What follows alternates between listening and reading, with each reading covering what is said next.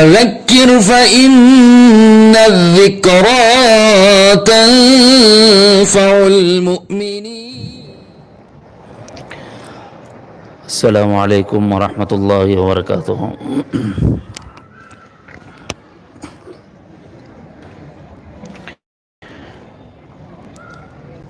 الحمد للہ رب العالمین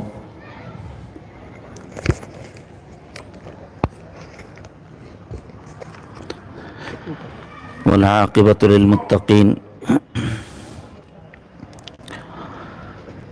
والصلاة والسلام علی اشرف الانبیاء والمرسلین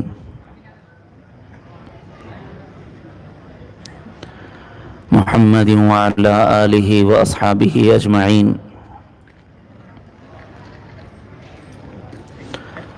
وعلی من تبعهم بإحسان إلى يوم الدین. اما بعد.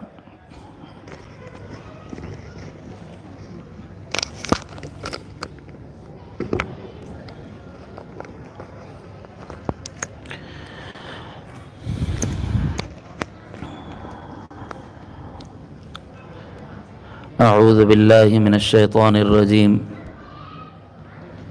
بسم اللہ الرحمن الرحیم.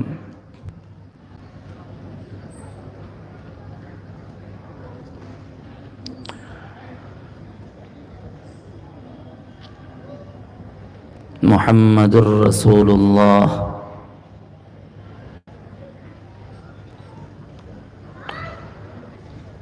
صدق اللہ العظیم.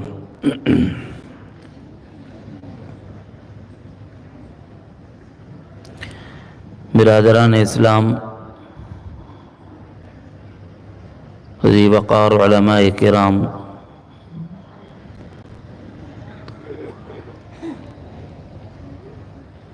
اگر اعلان کی مناسبت سے موجود ہیں تو باپردہ سماعت کرنے والی دختران اسلام،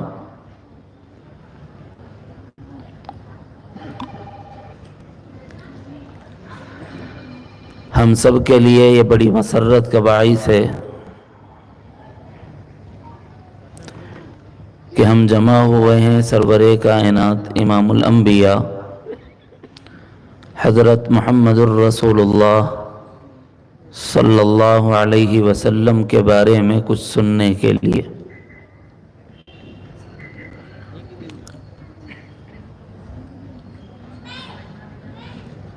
عصر حاضر میں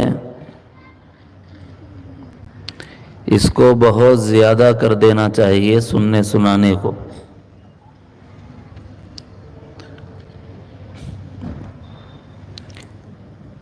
ایک مرتبہ حضرت تھانوی رحمۃ اللہ علیہ کے پاس ایک خط آیا. اس خط میں دیہات کے لوگوں نے حضرت سے درخواست کی کہ حضرت، ہمارے مقام پر وبائیں پھیلی ہوئی ہیں، امراض کا لامتناہی سلسلہ ہے، اموات بکثرت ہو رہی ہیں، جانی اور مالی نقصان بہت زیادہ ہے، آپ ہمارے لیے کوئی علاج تجویز فرما دیں.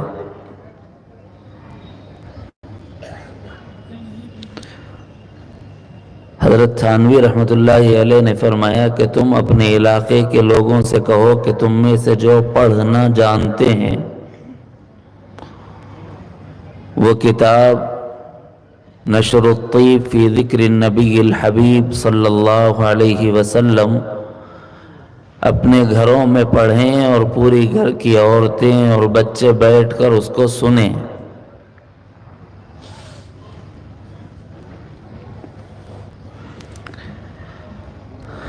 تو حضرت تھانوی رحمۃ اللہ علیہ سے کسی نے سوال کیا کہ حضرت، ایک آدمی بیمار ہے، مالی اعتبار سے پریشان ہے، بلاؤں اور وباؤں میں گھرا ہوا ہے، آپ اسے کہہ رہے ہیں کہ نشر الطیب کا مطالعہ کرو، تو یہ کوئی تعجب کی بات نظر نہیں آ رہی؟ تو حضرت نے فرمایا کہ نشر الطیب جمع میں نے کی ہے، لیکن ذکر مصطفیٰ صلی اللہ علیہ وسلم کا ہے، ان کے ذکر کی برکت سے اللہ تعالیٰ بلاؤں اور وباؤں کو بھی بھگا دیتے ہیں۔ تو ان جلسوں کو ربیع الاول تک محدود نہیں ہونا چاہیے، بلکہ یہ ہمارا معمول ہو کہ ہمارے گھرانے میں ہماری بیوی، ہمارے بچے، ہمارے بھائی بہن، ہمارے والدین جو موجود ہیں، سب جناب رسول اللہ صلی اللہ علیہ وسلم کی سیرت پاک کا مطالعہ کریں اور اس سے بھرپور فائدہ اٹھائیں۔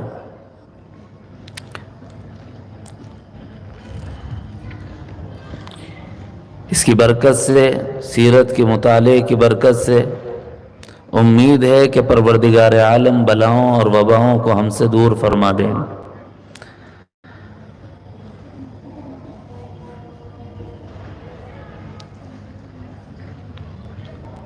میری کوشش یہ ہوگی کہ جو وقت متعین ہے، متعینہ وقت میں اپنی بات کو پوری کر لوں۔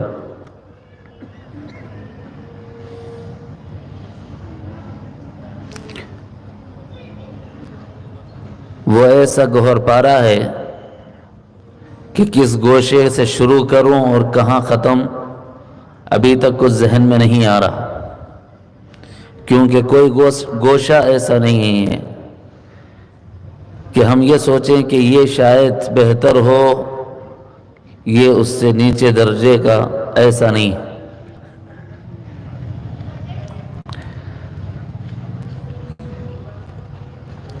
اختصار وقت کو ملحوظ نظر رکھتے ہوئے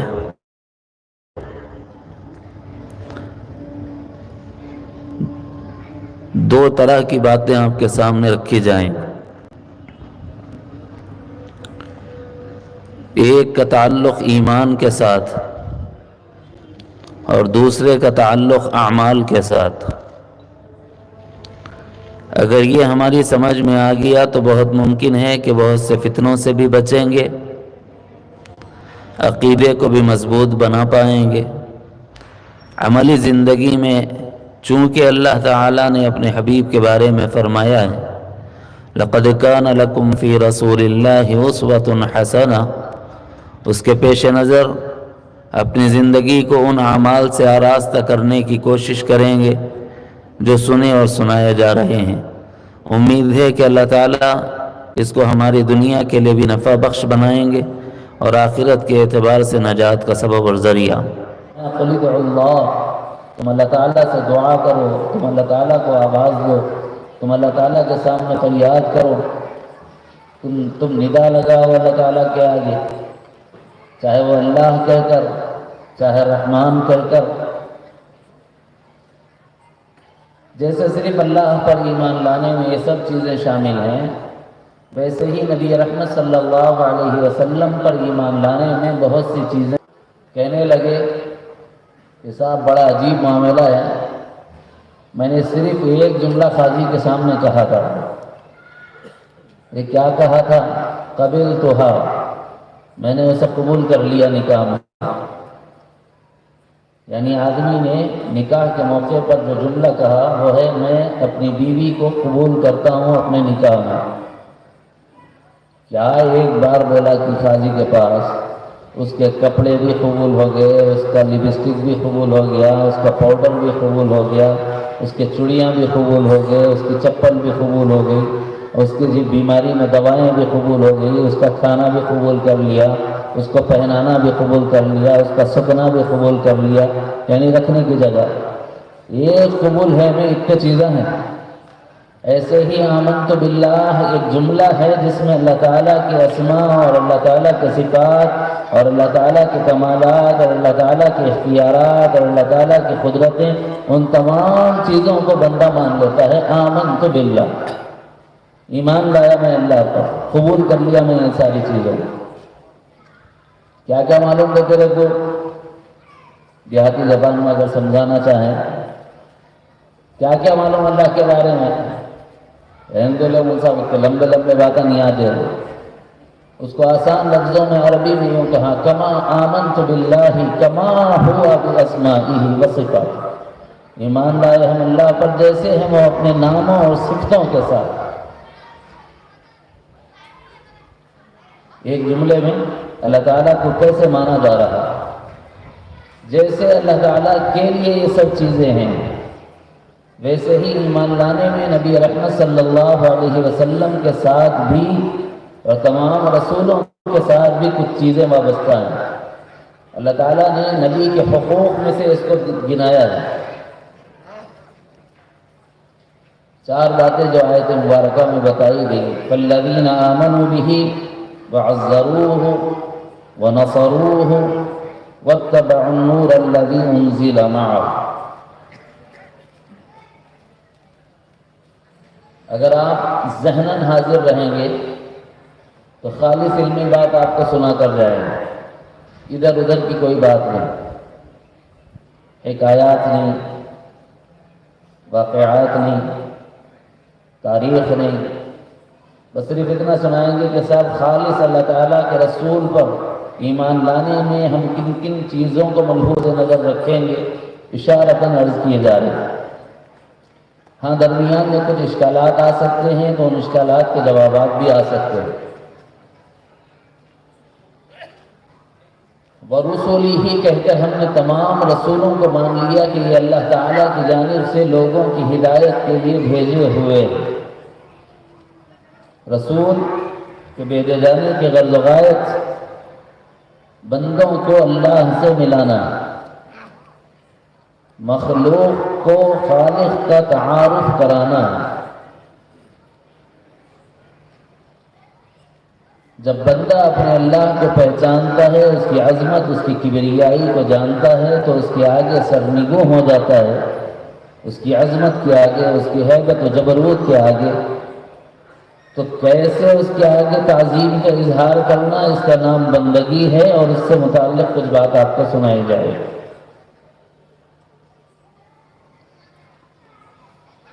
سب سے پہلے ہم قرآن سے پوچھتے ہیں کہ قرآن ہمیں بتا کہ ہم ہمارے نبی کو کس زاویے سے مانیں، کیا مانیں؟ سوال ہے۔ قرآن ہمیں یہ کہتا ہے کہ اللہ نے نبی کے واسطے سے کہلوا دیا، جو اللہ نے کہلایا تم بھی وہی کہہ دو۔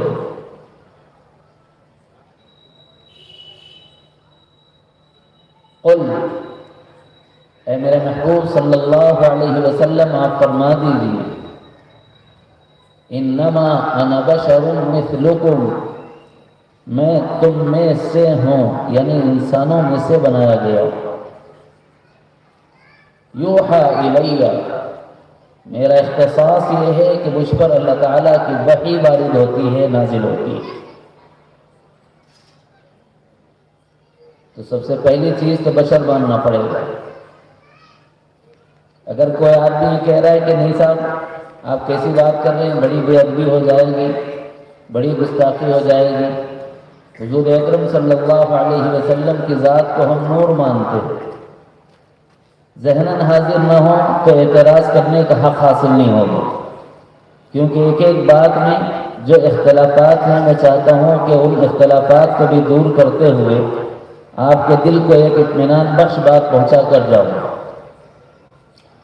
ایک گروہ کہتا ہے اللہ نے نبی رحمت صلی اللہ علیہ وسلم کے بارے میں ارشاد فرمایا، قد جاءکم من اللہ نور وکتاب مبین، تحقیق کہ آ گیا تمہارے پاس اللہ کا ایک نور۔ ایک گروہ کہہ رہا ہے کہ ہم نور مانتے ہیں، دوسرا گروہ کہہ رہا ہے کہ ہم بشر مانتے ہیں۔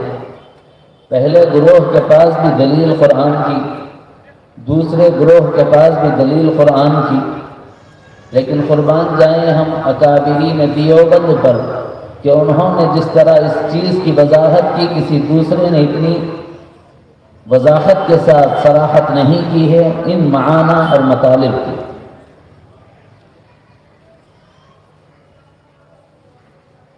اکابرین دیوبند میں سے ایک بزرگ نے اشعار لکھتے ہوئے لکھا ہے، سب سے پہلے مشیت کے انوار سے نقش روئے محمد بنایا گیا،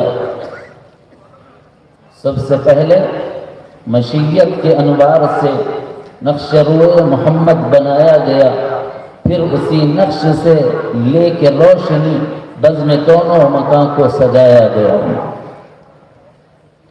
یعنی ہمارے اکابرین دیوبند ان کو نور بھی مانتے ہیں. اگر کوئی یہ سمجھتا ہے کہ دیوبند والے نور نہیں مانتے تو وہ ناقص ہے، اس کا علم ناقص ہے دیوبندیوں کے بارے میں. اچھا صاحب، تو کیا دیوبندی بشر نہیں مانتے؟ ہم بشر بھی مانتے ہیں، مگر کچھ فرق اور امتیاز ملحوظ نظر رکھتے ہیں. ادب کے لیے ذہن میں رکھیں، اختلاف سے بچنے کا آپ کو راستہ دے رہا ہوں. صاحب کیسے لڑائی سے بچیں؟ امت میں اتنے فتنے ہیں، اتنے فساد ہیں، اتنے جھگڑے ہیں. ہم جھگڑے میں نہ پڑیں اور آپس میں متحد ہو کر رہیں. آسان حل اور راستہ بتا دو. تو اس کا جواب بس اتنا ہے، جو یہ کہے کہ ہم بشر مانتے ہیں نور نہیں، ہم کہیں گے تم نے آدھا ایمان لایا ہے، پورا نہیں.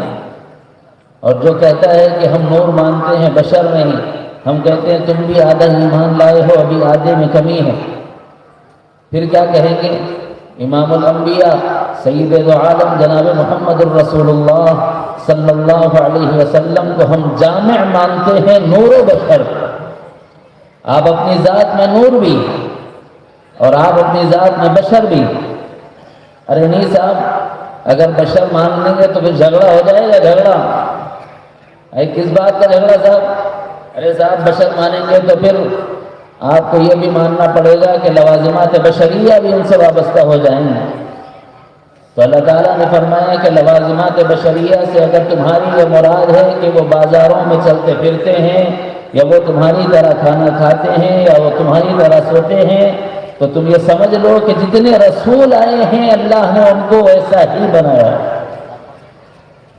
وہ بازاروں میں چلتے پھرتے بھی ہیں. میں نہیں کہہ رہا، قرآن کی آیت آپ کو ترجمہ سنا رہا ہوں وقت کی کمی کی وجہ سے. وہ بازاروں میں چلتے پھرتے بھی ہیں. جتنے اے رسول صلی اللہ علیہ وسلم، آپ سے پہلے جتنے رسول آئے ہیں وہ سب ایسے تھے کہ وہ بازاروں میں چلتے پھرتے تھے اور کھاتے پیتے تھے. ایسا نہیں ہے کہ ان کو کسی اور مخلوق میں سے نکال کر تمہارے درمیان میں بھیج دیا گیا.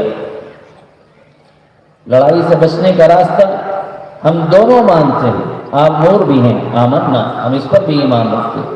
آپ بشر بھی ہیں، آمنا، ہم اس پر بھی ایمان رکھتے ہیں. پھر صاحب ایک عام بشر میں اور ہمارے نبی کی بشریت میں امتیاز کیسے ہوگا؟ تو فرق امتیاز کو ذہن میں رکھیں، بڑے پیارے انداز میں آپ کو سمجھاتے ہیں. دیکھو بشر کون ہے؟ بشر وہ ہے جو مٹی سے بنایا گیا. وسلم نے فرمایا کلکم بنی آدم و آدم من تراب، تم سب کے سب آدم کی ذریت ہو اور آدم کو اللہ نے مٹی سے بنایا. جب شیطان سے پوچھا گیا، دیکھو مثبت انداز میں سمجھ رہے ہو تو منفی انداز میں بھی سمجھو. شیطان سے اللہ نے پوچھا تو نے میری نافرمانی کیوں کی؟ میں نے کہا تھا کہ آدم کو سجدہ کر دے، تو نے عمل نہیں کیا. اس کی وجہ تو وہ یہ کہتا ہے خلقتنی من نار وخلقتہ من طین. اے اللہ آپ نے مجھے آگ سے بنایا ہے، آگ کا کام بلندی کی طرف جانا ہے، سجدہ تو مجھے کرایا جانا چاہیے گا، اور آدم کو آپ نے مٹی سے بنایا اور مٹی کا کام پستی ہے، اس کو سجدے میں ڈالنا تھا میرے آگے. اللہ تعالیٰ کو ایڈوائز دے رہا تھا. اللہ تعالیٰ نے فرمایا فاہبط منہا فإنک رجیم فإن علیک لعنتی الی یوم الدین، قیامت تک تجھ پر اللہ کی پھٹکار ہے، نکل یہاں سے، تجھے راندہ درگاہ کر دیا گیا ہے.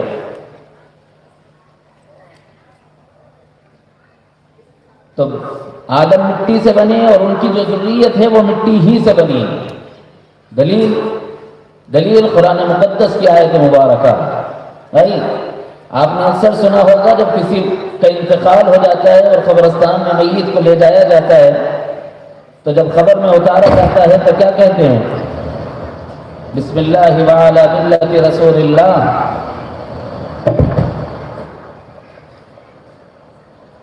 اللہ کے نام کے ساتھ، اس کی برکتوں کے ساتھ.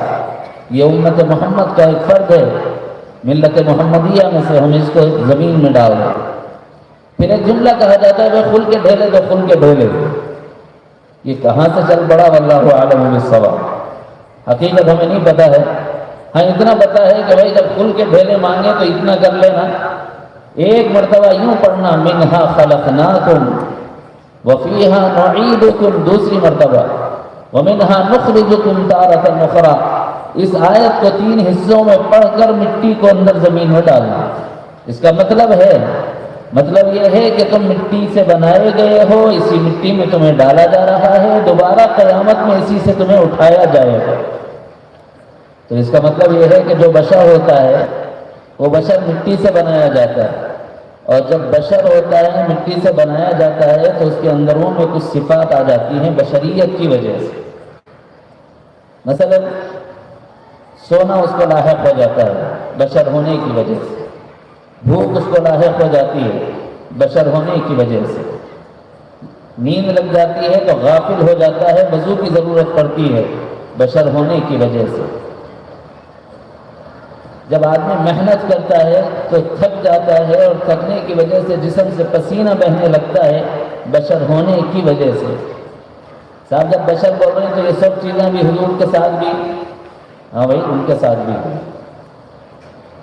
آپ علیہ السلام کو بھی نیند آتی ہے، آپ علیہ السلام کو بھی بھوک لگتی ہے، آپ علیہ السلام کو بھی پسینہ آتا ہے، لیکن بہت فرق ہے میرے اور ان کے پسینے میں، آپ کے اور ان کے پسینے میں۔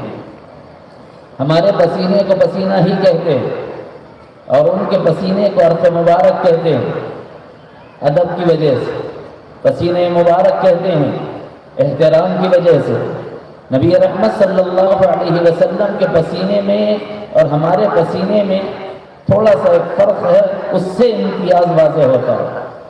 وہ فرق یہ ہے کہ ہم مٹی سے بنائے گئے، اس کی وجہ سے پسینہ آئے گا، محنت کریں گے تو ہمارے جسم سے اتنی بدبو آئے گی کہ محبت کرنے والی بیوی بھی کہے گی کہ غسل فرما لیجیے، پیار کرنے والی اولاد بھی کہے گی کہ غسل فرما لیجیے، چاہنے والے بھائی بہن بھی کہیں گے کہ غسل فرما لیجیے، اپنا تن من لٹانے والے ماں باپ کہیں گے کہ بیٹا غسل فرما لیجیے۔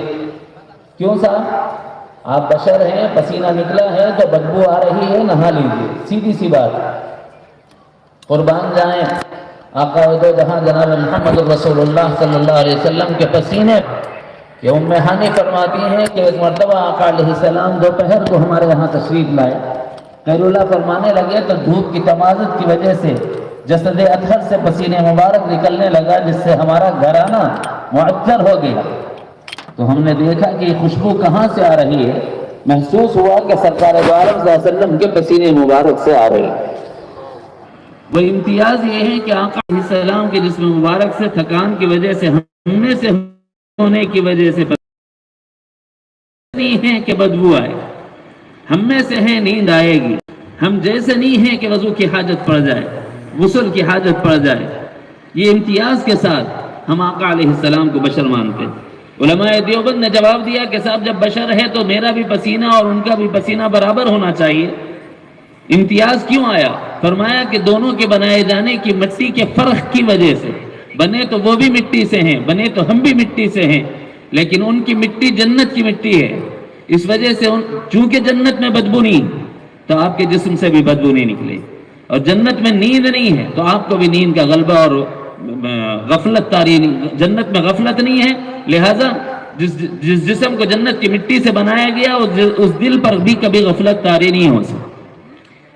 کیسے پتا چلا آپ کا جسم مبارک جنت کی مٹی سے بنا ہے؟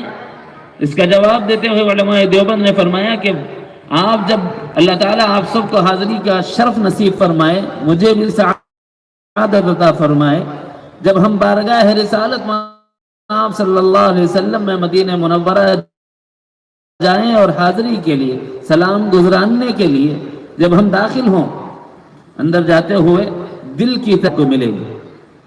وہ عبارت کیا ہے؟ ما بین بیتی و منبری روضۃ من ریاض الجنہ، میرے حجرے اور میرے منبر کے درمیان جو کیاری ہے یہ جنت کی کیاریوں میں سے ایک کیاری، یہ جنت کا ٹکڑا ہے۔ اب دیکھیں آیت مبارکہ، منہا خلقناکم، تم اسی مٹی سے بنائے گئے، وفیہا نعیدکم، اسی میں لوٹائے جاؤ گے، ومنہا نخرجکم تارۃ اخری، ہم اس مٹی سے بنائے گئے، اسی میں ڈالے جائیں گے اور اسی سے اٹھائے جائیں گے۔ لیکن آقا علیہ السلام کو بھی جس مٹی سے بنایا گیا اسی میں ڈالے گئے ہیں، کہاں؟ وہیں جو ریاض الجنہ ہے، جنت کی کیاریوں میں سے ایک کیاری ہے، تو مطلب یہ ہوا کہ آپ کے جسم مبارک کو بھی اسی سے بنایا گیا تھا، وہیں آرام کرایا جا رہا ہے، اور قیامت کی صبح وہیں سے اٹھایا بھی جائے گا۔ امتیاز سمجھ آ گیا؟ اور یہ امتیاز کیوں ہے؟ مٹی سے تو بنے ہیں، لیکن ہماری مٹی عام ہے، آقا علیہ السلام کی مٹی خاص، جنت کی مٹی۔ نور و بشر کا جھگڑا ختم، جامع نور و بشر بول لو، مسئلہ ختم۔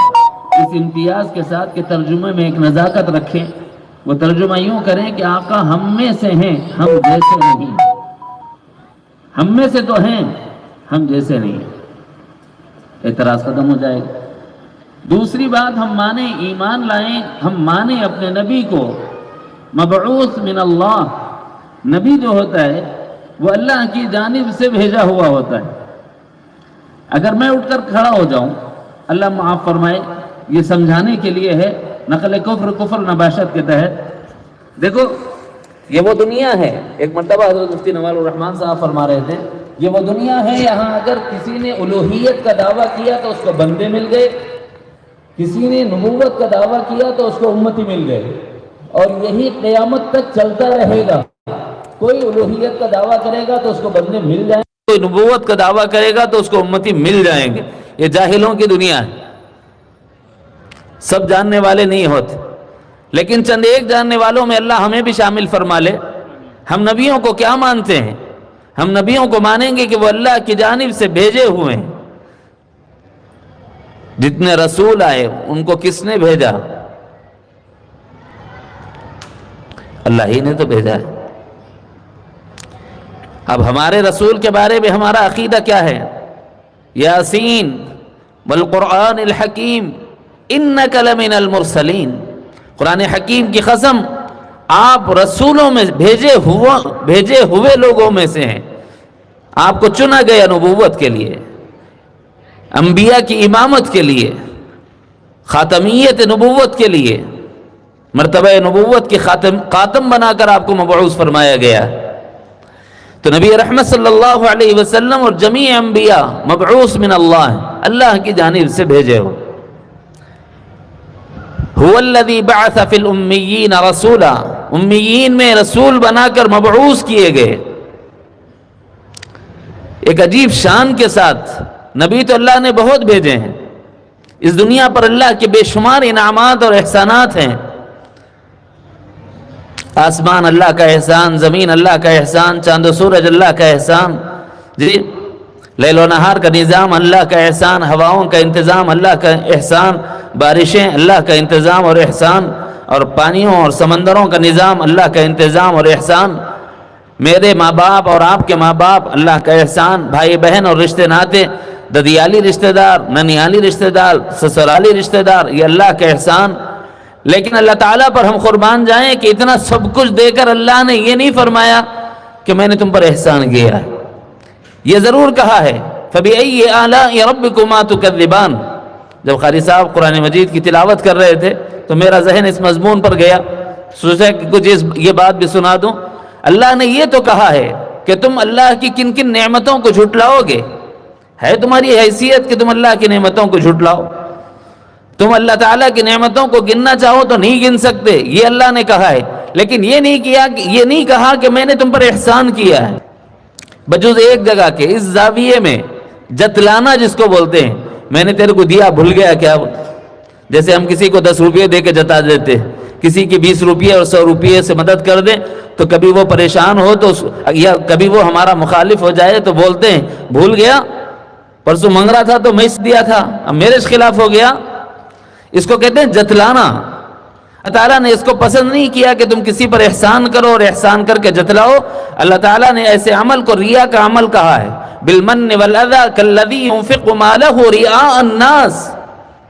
ایسا آدمی ولا يؤمن بالله واليوم الاخر، نہ اللہ پر ایمان رکھتا ہے نہ آخرت پر ایمان رکھتا ہے۔ احسان جتلانے کو اللہ نے پسند نہیں کیا، اور احسان اللہ نے جتایا نہیں کہ میں نے تم کو کیا کیا نعمتیں دی ہیں، لیکن ایک جگہ آ کر اللہ تعالیٰ نے یوں کہہ دیا لقد من اللہ علی المؤمنین اذ بعث فیہم رسولا، تم جانتے بھی ہو کہ میں نے تمہیں کیا دے دیا ہے، وہ جو میرے خزانے میں ایک تھا وہ میں نے تمہیں دے دیا ہے۔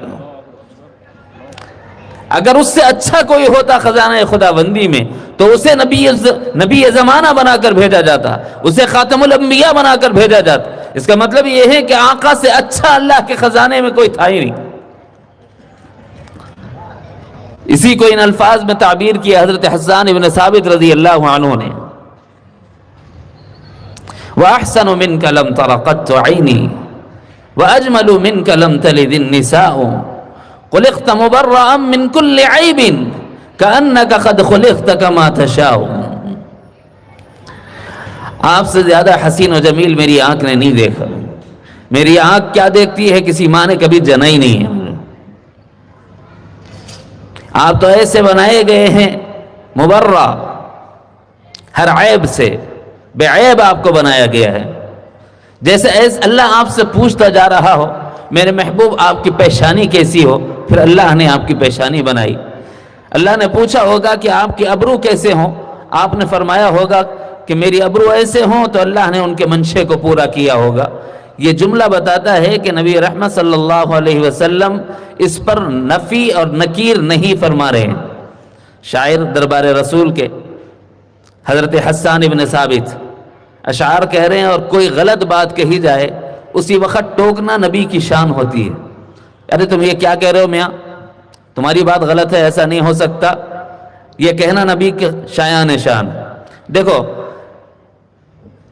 طلع البدر علینا من ثنیات الوداع، یہ جب اشعار پڑھے جا رہے اس میں ایک جملہ مدینے کی بچیاں پڑھ رہی ہیں کہ ہمیں غیب کی خبریں بتانے والا آ گیا، تو اس پر نبی رحمت صلی اللہ علیہ وسلم نے فرمایا کہ بعد والے کہیں علام الغیوب کا تصور نہ کر بیٹھیں، اس واسطے اس جملے کو مت کہو۔ روک دیا کہ نہیں روکا؟ شایان شان نبوت تھا کہ روک دیتے جو بات خلاف منشأ نبوت ہو، خلاف منشأ الہی ہو۔ اگر حسان ابن ثابت کی بات منشأ الہی کے خلاف ہوتی، اگر حسان ابن ثابت کی بات منشأ نبوت کے خلاف ہوتی تو آقا علیہ السلام اسے روک دیتے۔ اگر آقا کے سامنے کوئی بات کی جائے یا آپ کے سامنے کوئی عمل کیا جائے اس پر آپ نفی اور نکیر نہ فرمائیں تو علماء محدثین اس حدیث کو حدیث تقریری کہتے ہیں۔ یعنی یہ بھی حدیث کی ایک قسم ہے کہ نبی علیہ السلام نے گویا یوں کہا کہ ہاں حسان تم صحیح کہہ رہے ہو، اگر غلط ہوتا تو روک دیتے، ٹوک دیتے۔ تو نبی رحمت صلی اللہ علیہ وسلم کو اللہ تعالیٰ نے بھیجا ہے، کوئی اپنے سے دعویٰ کرے گا وہ نبی نہیں ہو سکتا۔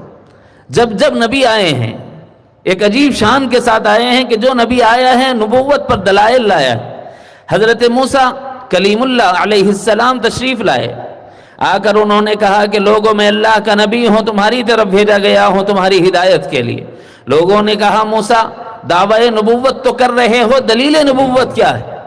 حضرت موسیٰ نے کہا عصا موسیٰ دلیل نبوت ہے، ید بیضا دلیل نبوت ہے، توریت دلیل نبوت ہے۔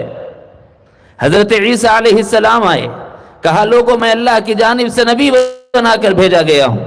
لوگوں نے پوچھا کہ عیسیٰ تم نبوت کا دعویٰ کر رہے ہو، دعوی نبوت پر دلیل کیا ہے؟ حضرت عیسیٰ نے کہا تم کیا کھا کر آئے ہو، گھر میں کیا چھپا کر آئے ہو، کیا رکھ کر آئے ہو، یہ بتا دیتا ہوں اللہ کے چاہنے سے۔ دلیل نبوت ہے، معجزہ ہے نا، دلیل نبوت ہے۔ تم میں سے ماں پیٹ کا کوئی بیمار ہو، اندھا ہو، کوڑی کا مرض ہو، اسے چھو لیتا ہوں اللہ کی اجازت سے، اللہ تعالیٰ اس کو شفا دے دیتے ہیں، دلیل نبوت ہے۔ قم باذن اللہ کہتا ہوں، مردے میں اللہ جان ڈال دیتے ہیں ایک وقت معین کے لیے، یہ اللہ تعالیٰ کی جانب سے عطا کیا گیا معجزہ ہے، دلیل نبوت ہے۔ کتاب انجیل دی گئی، دلیل نبوت ہے۔ قربان جائیں، معجزے دکھائے انبیاء سابقین نے۔ موسیٰ آئے تو ید بیضا بتلایا، عصائے موسیٰ بتلایا۔ اللہ کے حبیب جناب محمد الرسول اللہ صلی اللہ علیہ وسلم تشریف لائے۔ آقا علیہ السلام نے آ کر یہ کہا کہ لوگوں میں اللہ کی جانب سے نبی بنا کر بھیجا گیا ہوں۔ تو لوگوں نے کہا کہ محمد دلیل نبوت کیا ہے؟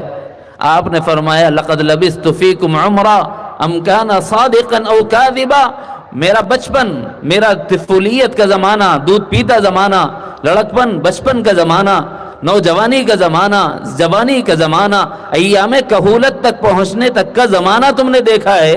لقد لبثت فیکم عمرا ام کان صادقا او کاذبا. تم نے مجھے سچا پایا کہ جھوٹا پایا؟ یہاں دلیل نبوت ذات محمد ہے. اسی لیے امام اعظم ابو حنیفہ رحمۃ اللہ علیہ نے یہاں حرف لگا دیا ہے اور الفقہ الاکبر میں لکھ دیا مسئلہ کہ محمد تک دلیل نبوت مانگی جا سکتی تھی، بعد محمد دلیل نبوت کا مانگنا بھی کفر ہے. اب نبوت پر کوئی دعویٰ کرے گا تو دلیل نہیں مانگی جائے گی. کیوں؟ اب کوئی ایسا آ نہیں سکتا کہ کہے کہ میری ذات کو دیکھ کر کہو کیا میں جھوٹا دکھتا ہوں؟ کوئی ہے ایسا؟ دشمن بھی یہ کہہ دے جربناک غیر مرہ ما وجدناک الا صدقا. بہت دفعہ آزمایا، بے حساب مرتبہ آزما لیا، آپ کو سچا ہی پایا ہے، کبھی جھوٹا نہیں پایا. دشمن گواہی دے رہا ہے، منکر گواہی دے رہا ہے. اس کا کیا مطلب ہے؟ آقا علیہ السلام کا جسم مبارک، آقا علیہ السلام کی حیات مبارک، آقا علیہ السلام کا دودھ پیتے زمانے سے لے کر 40 سال کی عمر جہاں آپ کو عطائے نبوت اس دنیا کے اندر ہوئی، آپ تو پہلے سے ہیں. اس دنیا میں جو تاج نبوت آپ کے سر مبارک پر سجایا گیا اس وقت آپ کی عمر 40 سال 2 ماہ. نبی علیہ الصلوۃ والسلام اس وقت یہ کہہ رہے ہیں کہ بھائی دلیل نبوت میری پوری زندگی ہے. اسی واسطے اللہ تعالیٰ نے آپ کی حیات مبارکہ کی قسم کھا لی. لعمرک، آپ کی جان کی قسم، آپ کی حیات مبارکہ کی قسم، آپ کو جو زندگی دی گئی اس زندگی کی قسم اللہ تعالیٰ نے قسم کھائی. قوم لوط کے بارے میں کچھ تذکرہ کرنا تھا تو وہاں اللہ تعالیٰ نے آپ علیہ السلام کی ذات مبارک کی قسم کھا لی. کیسی پاکیزہ زندگی تھی ہوگی کہ جس کی قسم اللہ نے اٹھا لی.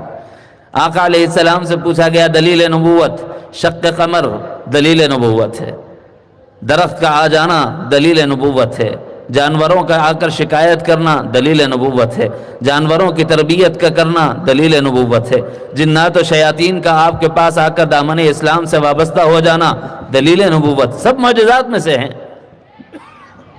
آقا علیہ السلام کو کتاب دی گئی قرآن مقدس، یہ دلیل نبوت ہے.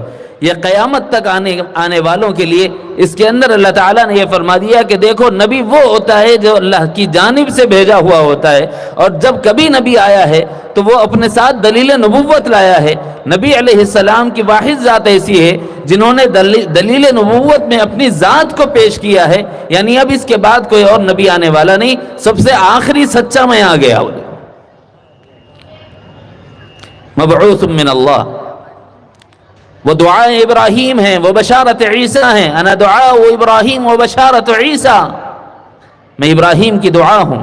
ربنا وبعث فیہم رسولا، اے اللہ ہم میں ایک رسول بھیج دیجئے. لقد من اللہ علی المؤمنین اذ بعث فیہم رسولا، اللہ نے احسان کر دیا ایمان والوں پر، جناب محمد رسول اللہ صلی اللہ علیہ وسلم کو مبعوث فرما دیا. تو یہ اللہ کی جانب سے بھیجے ہوئے ہیں. دوسری بات کہی میں نے، جامع نور و بشر. پہلی بات جھگڑے سے بچنے کے لیے، اتحاد کو قائم رکھنے کے لیے، محبت کی فضاؤں کو عام کرنے کے لیے. دوسری بات نبی جو ہوتے ہیں وہ مبعوث من اللہ. آقا علیہ السلام نے خبر دے دی دیکھو میرے بعد دھوکے میں مت پڑ جانا، اللہ نے مجھے بھیجا ہے. ما کان محمد ابا احد من رجالکم ولکن رسول اللہ وخاتم النبیین، میں آخری نبی بنا کر بھیجا گیا ہوں، لیکن میرے بعد قیامت تک 30 دجال اور کذاب آئیں گے. تمہاری ذمہ داری ہے کہ میری اس شان و عظمت پر حرف نہ آنے دینا. کیا مطلب ہے؟ آقا نے پہلے خبر دے دی. ارے صاحب اب تک تو سنتے تھے ایک دجال آئے گا، کانا ہوگا، پیشانی پہ کافر لکھا ہوگا. آپ تو کہہ رہے ہیں کہ 30 دجال آئیں گے. بات کچھ نئی نہیں لگ رہی ہے، نئی نہیں ہے، پرانی ہے، حدیث کی مستند کتابوں میں لکھی ہوئی. آقا علیہ السلام نے فرمایا 30 دجال آئیں گے، یعنی جو دعوی نبوت کرے گا وہ دجال سے کم بھی تو نہیں ہے، دجال زمانہ ہوگا.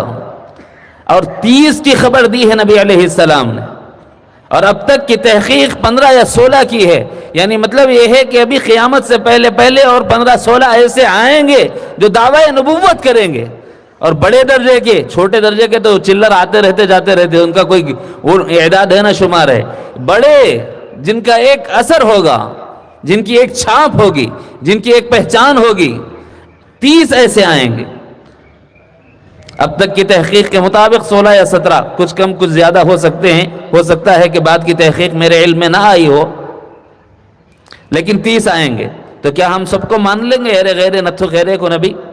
ہم امام اعظم ابو حنیفہ کے مشکور ہیں کہ انہوں نے ہمیں خبر دے دی کہ ہم اب کسی سے دلیل نبوت بھی طلب نہیں کریں گے، کیونکہ ہمارے آقا کے خاتم النبیین ہونے پر بھی ہمیں ویسے ہی ایمان ہے جیسے آپ کے نبی ہونے پر ایمان۔ ایمان کے اجزاء نبی علیہ السلام کی ذات مبارک پر ایمان کے جو اجزاء ہیں میں وہ آپ کو سنا رہا ہوں۔ آپ کو کیا مانا جائے؟ آپ کو جامع نور و بشر مانا جائے، آپ کو کیا مانا جائے؟ مبعوث من اللہ مانا جائے، آپ کو کیا مانا جائے؟ معصوم عن الخطا مانا جائے۔ بڑی عجیب انداز میں اللہ تعالیٰ نے آپ کی معصومیت کا اظہار فرمایا ہے۔ عصمت انبیاء اہل سنت والجماعت کا متفقہ عقیدہ ہے، اس پر سب اتفاق رکھتے ہیں کہ تمام انبیاء معصوم عن الخطا ہیں، کیونکہ اللہ تعالیٰ نے ایک عظیم الشان کام ان سے لینا تھا، کاز ان سے لینا تھا، تو ان کو پاک و صاف رکھنے کی ذمہ داری خود رکھ لی اللہ نے۔ اللہ رب العزت نے حضور علیہ الصلاۃ کے بارے میں ان کی تسلی کے لیے یوں ارشاد فرمایا، لِيَغْفِرَ لَكَ اللَّهُ مَا تَقَدَّمَ مِن ذَنبِكَ وَمَا تَأَخَّرَ۔ کوئی غلط فہمی میں مبتلا ہے کہ بشریت کی وجہ سے ان سے کوئی خطا اور لغزش ہو گئی تو ہو سکتی ہوگی، تو تیرے اس جاہل دماغ سے سوچنے کے باوجود اللہ یہ کہہ رہا ہے، حالانکہ یہ معنی ہے نہیں، تیرے جاہلانہ دماغ کی وجہ سے اللہ تجھے جواب دے رہا ہے، لِيَغْفِرَ لَكَ اللَّهُ مَا تَقَدَّمَ مِن ذَنبِكَ وَمَا تَأَخَّرَ۔ یہ میرا نبی ہے، میرا چنا ہوا ہے، میری مرضی جس کو جیسا چاہوں معاف کر دوں، میں نے پہلے ہی ان کے اگلے پچھلے سب معاف کر دیا جاؤں گا۔ دوسرے تسلی دینا تھا، کیوں؟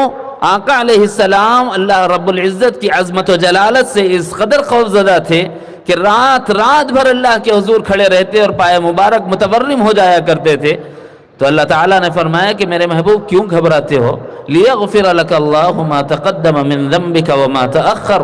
اللہ تعالیٰ نے آپ کے اگلے پچھلے تو ویسے ہی معاف کر رکھے ہیں، پریشان ہونے کی کیا ضرورت ہے؟ اتنا زیادہ بھی اپنے آپ پر بوجھ مت لیجئے۔ اے اللہ کیا کروں؟ یا ایھا المزمل قم اللیل الا قلیلا نصفہ او انقص منہ قلیلا او زد علیہ ورتل القرآن ترتیلا۔ تھوڑی دیر، آدھی رات، اس سے کچھ کم کچھ زیادہ چلا لو، پوری رات اتنا بھی آپ اپنے اوپر برڈن مت لیجئے۔ تسلی اللہ دے رہے ہیں، لیغفر لک اللہ ما تقدم من ذنبک وما تأخر۔ ایک اور آیت مبارکہ ہے جس سے عصمت انبیاء پر دلالت ہوتی ہے، بالخصوص جناب رسول اللہ صلی اللہ علیہ وسلم کی عصمت پر۔ علماء امت نے لکھا ہے، ما آتاکم الرسول فخذوہ وما نہاکم عنہ فانتہوا۔ جو تمہیں رسول دے دیں وہ شریعت لے لو، جو ایمان دیں وہ قبول کر لو، جو اعمال دیں وہ لے لو، جو جس درجے میں دیں اس درجے میں لے لو۔ درجے بندی اللہ کے رسول نے خود کر دی ہے، کون سا عمل فرض ہے، کون سا واجب ہے، کون سا سنت ہے، کون سا مستحب ہے، اللہ کے رسول صلی اللہ علیہ وسلم نے خود ہی متعین فرما دیا ہے۔ لہذا جس درجے میں نبی نے حکم دیا اسی درجے میں لے لینا، جو حکم دیا وہ لے لینا۔ بے اعتبار مادیت اگر وہ کچھ دیں تو لے لو، اور اگر نہ دیں تو کچھ بولو مت، خاموش ہو جاؤ۔ اگر وہ کسی چیز سے روکیں تو رک جاؤ۔ ما آتاکم الرسول فخذوہ وما نہاکم عنہ فانتہوا۔ یہ دلیل ہے عصمت انبیاء پر، اللہ کے رسول صلی اللہ علیہ وسلم پر اللہ کو اتنا اعتماد ہے کہ یہ میرا محبوب کبھی غلط کر ہی نہیں سکتا۔ اگر اندیشہ ہوتا، اگر امکان ہوتا خطا کا، تو اللہ تعالیٰ یہ حکم نہ دیتے کہ یہ جو دے رہے ہیں وہ لے لو، یہ جس سے روک رہے ہیں رک جاؤ۔ یہ صاف واضح دلیل ہے۔ تیسری بات، چوتھی بات، مفروض اتباع۔ میرے اور آپ کے آقا امام الانبیاء حضرت محمد الرسول اللہ صلی اللہ علیہ وسلم ہی نہیں، تمام انبیاء، ان کی جو امتیں ہیں، ہر امت پر اپنے نبی کی اتباع اللہ تعالیٰ نے لازم اور فرض کر دی۔ ان کی پیروی کرو تو نجات۔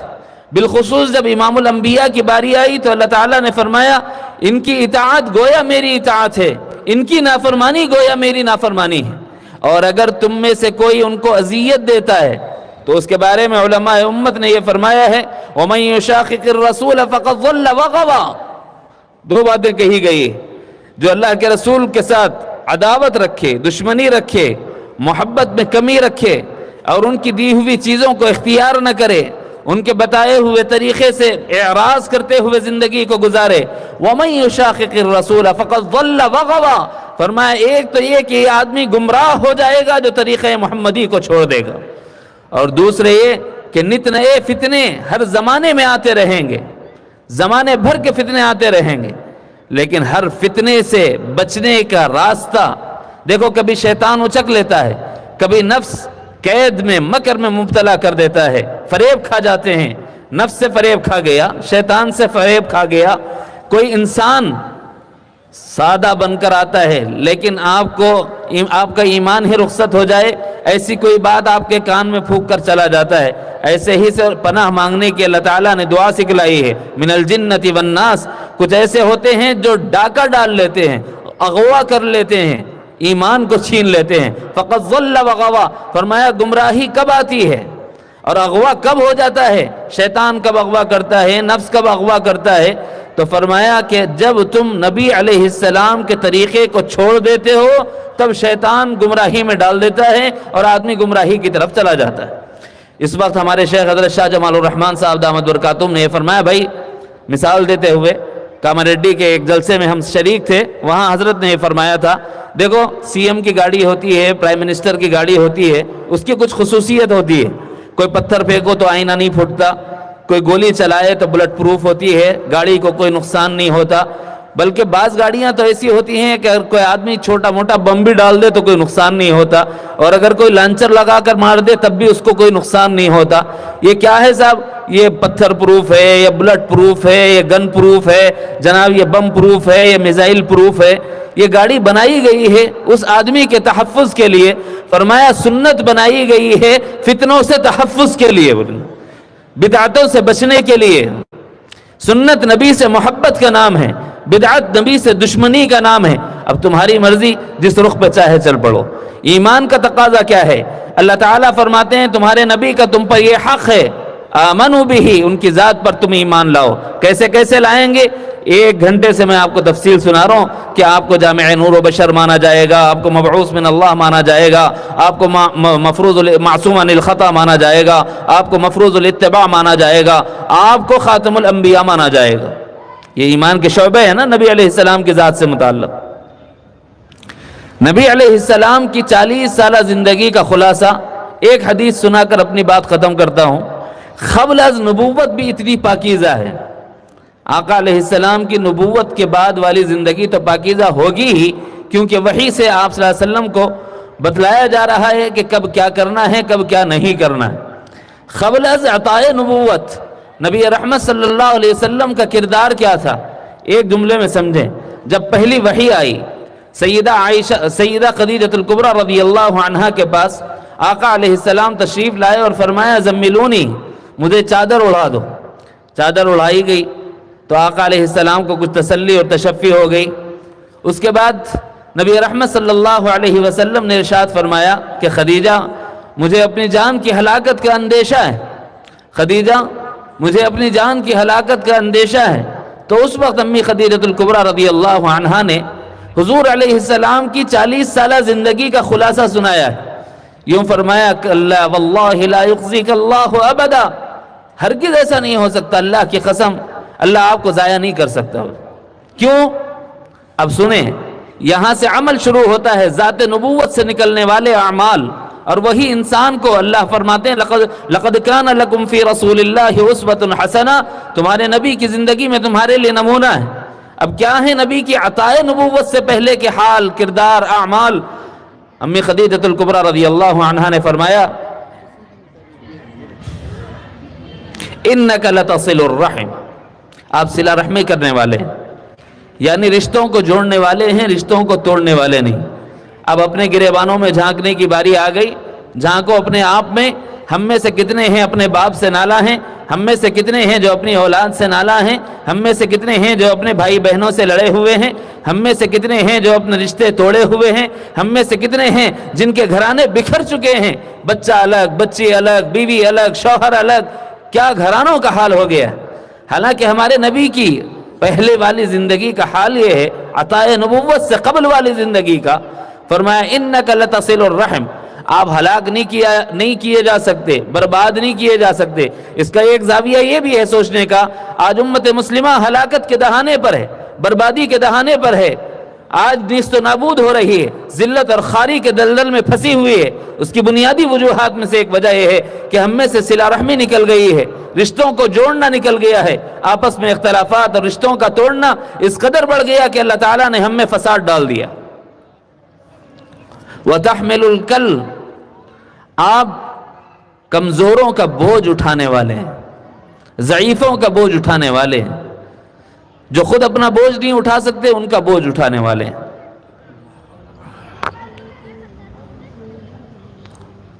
یہاں تک کہ علماء نے شرح کرتے ہوئے فرمایا کہ جو ایسے معذور ہیں خود کما نہیں سکتے تو ان کے کھانے پینے کا خرچ بھی آپ علیہ السلام کما کر ادا کرتے تھے۔ آپ کی جو محنت ہوا کرتی تھی اس میں سے جو بھی پیسے آتے تھے اس میں آپ علیہ السلام ان لوگوں پر خرچ کرتے تھے جو خود کما نہیں سکتے تھے۔ وَتُقْرِئُ الضَّيْفَ، مہمانوں کا خوب اکرام کرتے تھے۔ ہمارے پاس مہمان آ گیا تو کب جا رہے ہیں بھائی آپ، یہی مسئلہ ہو گیا نا، جتنا جلدی گیا اچھا ہے۔ بیگم بولے ارے شام میں بریانی بناؤ، خاموش بیٹھو، پھر صبح کا انتظار کرنے کے واسطے رک جاتا ہوں، دال کھلا دو بھاگ جاتا بولے۔ بھائی مہمان کا اکرام کرو، اللہ تعالیٰ اس سے ہمارے اندرون میں برکتیں عطا فرماتے ہیں اور نحوستوں کو ٹالا جاتا ہے، آفتوں اور مصیبتوں کو نکالا جاتا ہے۔ ہمارے نبی کی شان یہ ہے وہ مہمان کی ضیافت کرنے والے، وہ کمزوروں کا بوجھ اٹھانے والے، وہ کیسے ہیں، وہ رشتہ جوڑنے والے اور صلہ رحمی کرنے والے، جو مصیبت کے مارے ہیں، کبھی حالات آ جاتے ہیں، پریشانیاں آ جاتے ہیں، وَتُعِينُ عَلَى نَوَائِبِ الْحَقِّ، آدمی بلاؤں میں گھر جاتا ہے، آفتوں میں پس جاتا ہے، تو جو ایسے آفتوں میں گھر جاتے ہیں، مصیبتوں میں مبتلا ہو جاتے ہیں، ان لوگوں کو اس مصیبت سے نکالنے کے لیے اپنی جان و مال لگانا یہ نبی علیہ السلام کے کردار میں سے ہے۔ کب؟ ابھی آپ کی عمر مبارک 40 سال اور ابھی پہلی وحی آئی، احکامات نہیں آئے، احکامات تو مدینے میں آئے، یہاں صرف ایمان بنایا گیا مکی زندگی میں۔ تو میرے بھائی اتنی باتیں یاد رکھیں گے، ایمان میں 4 باتیں میں نے آپ کو بتائی ہیں، اس کو یاد رکھو کہ ہم ہمارے نبی کی ذات میں کیا کیا چیزیں مانتے ہیں۔ جامع نور و بشر ہونا، مبعوث من اللہ ہونا، معصوم عن الخطا ہونا، مفروض الاتباع ہونا اور آپ کا خاتم النبیین ہونا۔ اس کے بعد اعمال کے اعتبار سے ہمیں کیا کرنا ہے؟ صلہ رحمی کا کرنا۔ کوشش کرو کہ بوڑھوں کا، کمزوروں کا، ضعیفوں کا بوجھ اٹھا لیں جس قدر ہم سے ہو سکے، اور مہمانوں کا اکرام کرنا اور مصیبت زدوں کے مددگار بن جانا، یہ ہماری آفتوں ہلاکتوں سے بچنے کا سامان ہے۔ اللہ کرے کہ یہ بات ہمیں سمجھ میں آ جائے۔ ابھی ایک مختصر سے وقت میں جو باتیں ہو سکتی تھی، اگرچہ کہ 10 منٹ میں نے زائد لے لیے ہیں، مجھے جو وقت دیا گیا تھا اس سے، اللہ تعالیٰ علم نافع اور عمل مقبول عطا فرمائے۔ وما علینا الا البلاغ، میں نے اپنی بات پوری کی ہے، پورا نہیں ہوا ہے، ابھی معزز علماء کرام کی باریاں باقی ہیں۔ آپ حضرات سے گزارش ہے، میں اپنے سفر کی وجہ سے معذرت چاہتے ہوئے رخصت ہوتا ہوں، آپ دیگر علماء سے استفادہ کرتے رہیں۔